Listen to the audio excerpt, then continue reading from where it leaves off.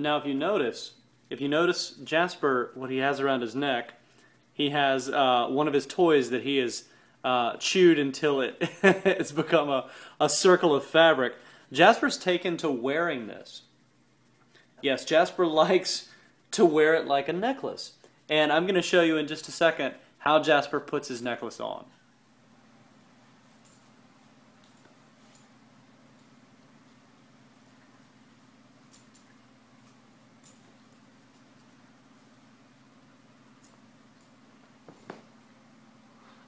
Did you do it, buddy? Did you do it?